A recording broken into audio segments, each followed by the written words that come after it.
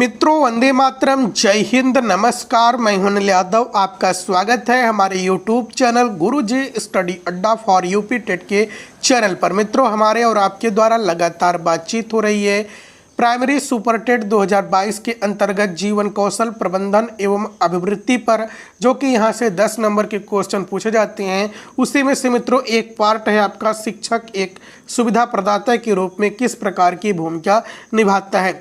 तो चलिए मित्रों हम बात करते हैं शिक्षक एक सुविधा प्रदाता के रूप में क्या भूमिका निभाता है। तो मित्रों देखिए, जो शिक्षा व्यवस्था है, प्राचीन काल की जो शिक्षा व्यवस्था थी मित्रों, वह बिल्कुल शिक्षक केंद्रित थी। शिक्षक जो चाहता था वह बच्चों को पढ़ाता था, शिक्षक के अनुसार बच्चे पढ़ते थे। और मित्रों पूर्णतः शिक्षा व्यवस्था कैसी थी? बिल्कुल शिक्षक केंद्रित थी। शिक्षक को भगवान माना जाता था।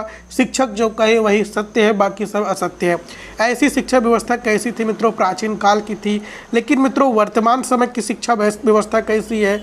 वर्तमान समय की शिक्षा व्यवस्था मित्रों बिल्कुल बाल केंद्रित है। शिक्षक जो है बालक की रुचियों, योग्यताओं, क्षमताओं, अभिक्षमताओं को ध्यान में रखकर पढ़ाता है और उसे जिस भी टॉपिक पर, जिस भी पॉइंट पर कठिनाई महसूस होती है, एक सुविधा प्रदाता के रूप में उसकी सहायता करता है। तो मित्रों वर्तमान समय में शिक्षा व्यवस्था कैसी है? तो बिल्कुल बाल केंद्रित शिक्षा व्यवस्था है। तो मित्रों देखिए, एनसीएफ 2005 शिक्षक को सुविधा प्रदाता कहता है। देखिए मित्रों, जो एनसीएफ नेशनल कैरिकुलम फ्रेमवर्क है, यह 2005 के अंतर्गत शिक्षक को एक सुविधा प्रदाता कहा है। और मित्रों हम इसे निम्नलिखित बिंदुओं से यह सिद्ध कर सकते हैं। तो चलिए मित्रों हम बात करते हैं पहले पॉइंट को, विद्यार्थियों का भ्रम दूर करने की सुविधा। देखिए मित्रों, विद्यार्थी जब अधिगम करते हैं, सीखते हैं, तो उन्हें कुछ पॉइंट पर जब समस्या उत्पन्न होती है तो जो शिक्षक होता है मित्रों, शिक्षक विद्यार्थियों के भ्रम को दूर करता है, उनकी कठिनाइयों को दूर करता है। जिस टॉपिक में उसे परेशानी उत्पन्न होती है, शिक्षक बताता है कि यह ऐसे नहीं बेटा, ऐसे होता है, विभिन्न उदाहरणों को देता है। चलिए मित्रों हम बात करते हैं दूसरा पॉइंट, जिज्ञासा शांत करने की सुविधा। देखिए मित्रों, जो छोटे बच्चे होते हैं सबसे ज़्यादा जिज्ञासु होते हैं।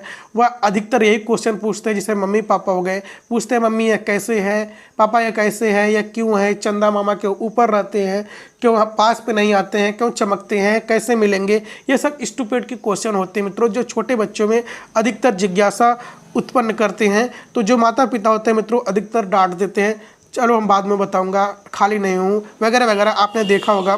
तो मित्रों जब यही बच्चा जब क्लास में आता है, शिक्षक के पास आता है, तो बच्चे के हर क्वेश्चन का जवाब शिक्षक देता है, उसके जिज्ञासा को शांत करता है। देखिए मित्रों, जो अधिगम है, अधिगम मित्रों, अधिगम की पहली सीढ़ी कौन है? जिज्ञासा है। जिज्ञासा यानी कि हम कह सकते हैं जो जिज्ञासा है यह अधिगम की पहली सीढ़ी है। जब बच्चे में उत्पन्न होती है जिज्ञासा, तो वह सीखने के प्रति क्या होता है? प्रेरित होता है। तो मित्रों जो शिक्षक होता है वह शिक्षक बच्चों के प्रत्येक क्वेश्चन का आंसर देकर उसके जिज्ञासा को शांत करता है। तो मित्रों शिक्षक क्या हुआ? शिक्षक हुआ एक सुविधा प्रदाता। चलिए मित्रों हम बात करते हैं, अगला पॉइंट है मुक्त एवं प्रजातांत्रिक वातावरण की सुविधा। देखिए मित्रों, जो शिक्षक होता है, शिक्षक बच्चों को प्रश्न पूछने के लिए बिल्कुल छूट देता है, बिल्कुल उसे मुक्त करता है कि जो मन कहे वो क्वेश्चन पूछो, और जो क्वेश्चन का आंसर आता है उसे बताता है, नहीं तो दूसरे दिन बताता है। यानी कि बच्चों को बिल्कुल छूट दिया जाता है प्रश्न को पूछने के लिए। प्रजातांत्रिक वातावरण का निर्माण किया जाता है। देखिए मित्रों, जो शिक्षक होता है, शिक्षक के पास विभिन्न जातियों के बच्चे आते हैं, विभिन्न वर्ग के बच्चे आते हैं, विभिन्न धर्मों के बच्चे आते हैं, लेकिन वह किसी के साथ भेदभाव नहीं करता है। प्रजातांत्रिक वातावरण का निर्माण करते हुए सभी बच्चों का क्वेश्चन का आंसर देता है। तो मित्रों जो शिक्षक होता है मुक्त एवं प्रजातांत्रिक वातावरण का निर्माण करता है। तो शिक्षक क्या हुआ मित्रों? शिक्षक हुआ एक सुविधा प्रदाता के रूप में।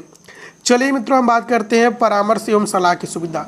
देखिए मित्रों, बहुत सारे बच्चों को सब्जेक्ट चूज करने में परेशानी उत्पन्न होती है, तो बच्चे जाते हैं किसके पास? बच्चे जाते हैं शिक्षक के पास। तो जो मित्रों शिक्षक होता है एक परामर्श के रूप में कार्य करता है, एक सलाहकार के रूप में कार्य करता है। बच्चों को रुचियों, योग्यताओं, क्षमताओं को ध्यान में रखकर उनको सलाह देता है, या आपको सब्जेक्ट लेना चाहिए, यह सब्जेक्ट नहीं लेना चाहिए, ग्रेजुएशन में कौन सा सब्जेक्ट लेना चाहिए, कॉम्बिनेशन सब्जेक्ट लेना चाहिए।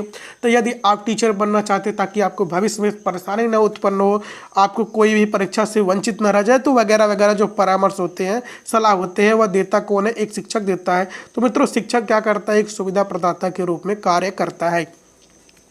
चलिए मित्रों, हम बात करते हैं पांचवा पॉइंट की। तो मित्रों, यदि हम पांचवें पॉइंट की बात करें तो कहाँ गया, पूर्व ज्ञान से जोड़कर सीखने की सुविधा। तो देखिए मित्रों, जो शिक्षक होता है वह बच्चों को पूर्व ज्ञान से जोड़कर उसे सिखाता है। जैसे कि मित्रों, छोटा बच्चा है, यह छोटा बच्चा है मित्रों, और छोटा बच्चा घर में पापा लाते हैं क्या, उसके लिए लाते हैं एक आम, और बच्चा क्या देखा रहता है, बच्चा देखा रहता है आम को।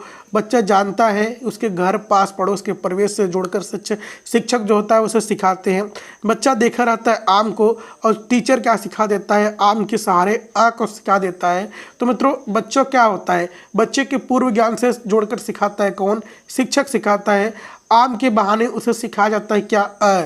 तो मित्रों, इसी प्रकार बच्चों के पूर्व ज्ञान से जोड़कर जब शिक्षक सिखाता है तो बच्चे को जल्दी समझ में आता है। तो मित्रों, शिक्षक यहाँ पर किस प्रकार का कार्य कर रहा है, एक सुविधा प्रदाता के रूप में कार्य कर रहा है। चलिए मित्रों, हम बात करते हैं त्रुटि एवं प्रयास द्वारा सीखने की सुविधा। देखिए मित्रों, जो शिक्षक होता है, शिक्षक जानता है कि बच्चे कोई भी कार्य एक बार में बहुत कुछ बच्चे सीख लेते हैं, कुछ बच्चे नहीं सीखते हैं। त्रुटियां करते हुए, प्रयास करते हुए, गलतियां करते हुए सीखते हैं। देखिए मित्रों, जो का लिखा हुआ है, का को आप पहली बार भी सही से नहीं लिख पाए होंगे, कम से कम 10-20 बार प्रैक्टिस किए होंगे, तब जाकर क लिखे होंगे। तो मित्रों, इसी प्रकार त्रुटियों प्रयास करते हुए बच्चे जो है सीखते हैं और शिक्षक उसे सिखाते हैं। तो मित्रों, शिक्षक क्या हुआ, एक सुविधा प्रदाता के रूप में हुआ। चलिए मित्रों, हम बात करते हैं सहायक के रूप में सुविधा। देखिए मित्रों, बच्चे जब पढ़ते हैं, स्टडी करते हैं, तो उनको जिस भी टॉपिक में जब कोई परेशानी उत्पन्न होती है, कोई क्वेश्चन लगा रहे हैं तो उनका आंसर नहीं मिल रहा है, तो वो जाते हैं शिक्षक के पास। तो शिक्षक उनकी गलतियों को बताकर उनकी सहायता करते हैं कि यह नहीं बेटा, ऐसे नहीं, ऐसे करो तो आपका यह कार्य आसान हो जाएगा, तो आपका उत्तर सही हो जाएगा। देखिए मित्रों, उदाहरण से समझाने की सुविधा।